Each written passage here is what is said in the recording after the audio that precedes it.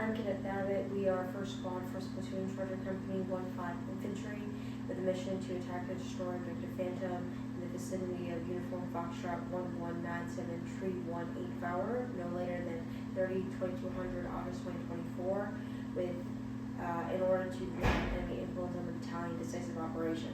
I say again, we are 1st Squad, 1st Platoon, Charter Company 1-5 Infantry Battalion, with a mission to attack and destroy Objective Phantom in the vicinity of Uniform Foxtrot 1197 Tree 18 Fowler, no later than 30/2200 August 2024, in order to deny enemy influence of the battalion decisive operation. The purpose of this operation is to deny enemy influence of the battalion main effort. We will accomplish this mission by conducting an infiltration, and decisive for this operation is the avoidance of decisive engagements. This is decisive because it enables our formation to retain combat power and deny the enemy the time and space to leverage superior size and firepower. Risk is assumed by conducting long-range disjointed patrols with minimal support, and this risk is mitigated by selecting routes that prioritize concealment over speed. Our Alpha team will be our main effort with the task of raiding to destroy the mortar team, and the purpose is denying enemy influence of the battalion main effort. Our supporting effort will be our Bravo team with the task of isolating the objective from the enemy and with the purpose of preventing the enemy from escaping the objective. Our supporting effort 2 will be our weapons team, which is tasked with supporting by fire with the purpose of enabling friendly fire superiority. Our end state for terrain will be having primary MSRs and AR Brogan contested. For enemy will be North Tormund forces in zone disrupted without accurate knowledge of charter element composition and disposition. Civilian will be minimizing civilian casualties and collateral damage to infrastructure. And for friendly, we will have dispersed elements reconsolidated and postured for follow-on offensive operations. Getting into our concept sketch, we will start at AO Roden at our patrol base and move our unit to the ORP. At baseline Alpha, we will then conduct leaders recon and scout out our security, support by fire, and assaulting positions. Then we will reconsolidate it in the ORP and have our Bravo team leader in place our security element. I will in place our support by fire element, and also in place our assaulted position. We will then move into the objective, and our decisive point will be the destruction of our mortar team.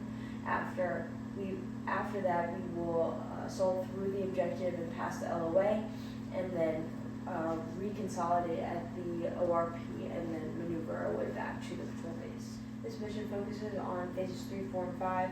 Phase 3 begins with RPing at the ORP and ends with initiation on Objective Phantom. Critical tasks in this phase are conducting leaders recon, PCCs, PCIs, occupation of the support by fire, our security position, and our assaulting position. For our Phase 4, our action on objective begins with initiation on Objective Phantom and ends with our squad reconsolidated at the ORP. Critical tasks this phase are maintaining surprise, destroying the equipment, and destroying our mortar team right here, as well as destruction of enemy fires.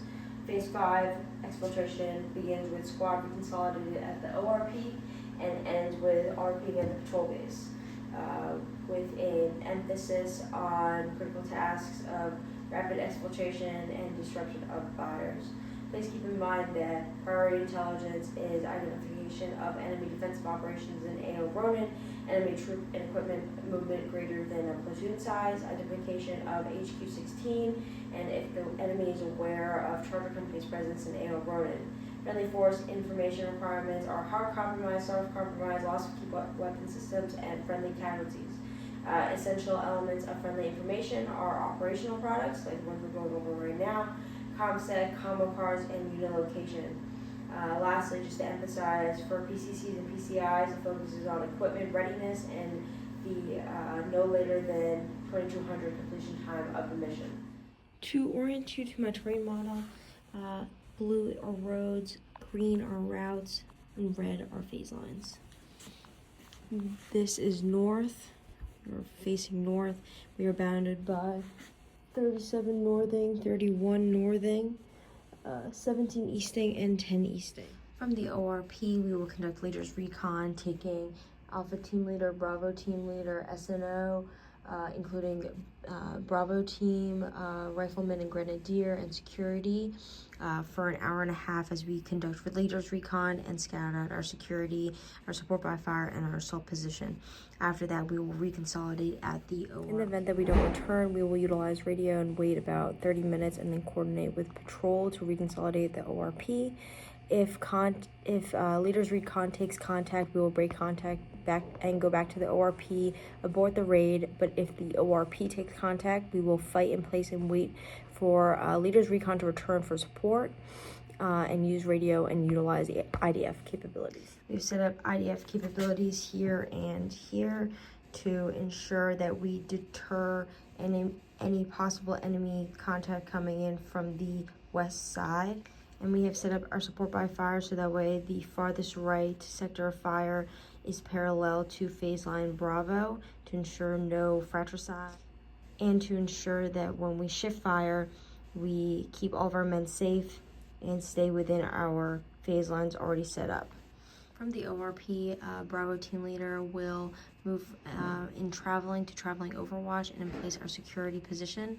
And then I will move from traveling to traveling overwatch to bounding overwatch and in place our support by fire, as well as cross the LDA and in place our assault position. Once the support by fire confirms they're set over the radio, they will initiate the ambush, triggering a weapons-free status with the M3 and engage between their designated targets 1 and 2 and will go cyclic for 10 seconds. All others will have a rapid rate of fire for 20 seconds and will drop to sustained until they receive communication from their squad leader.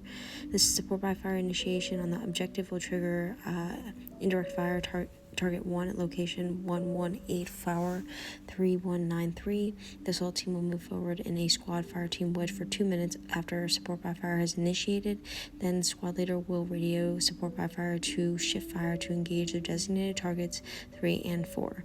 Now in weapons tight status. Support by fire will radio once a shift fire is complete and will wait 1 minute before lifting fire, during which the assault team will conduct aggressive successive team bounding for 30 seconds at reduced rate of bounding until support by fire radios that the lift fire has been confirmed. They will halt at PL Can. Alpha team leader will radio support by fire that the LOA has been reached, and once support by fire is confirmed a ceasefire, the Alpha team leader confirms the LOA has been reached. The TLs will gather lease reports, EPW will be cleared, searched, and the equipment will be consolidated.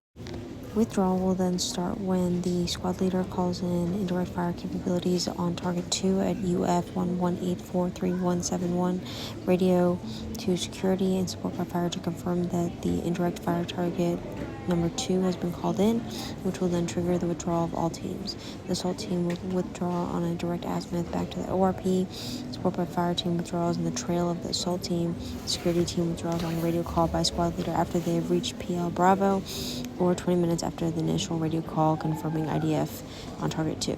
All teams will return using the alternate route and deviate from the route as appropriate to maximize concealments, and all teams will conduct radio checks with squad leader every half hour.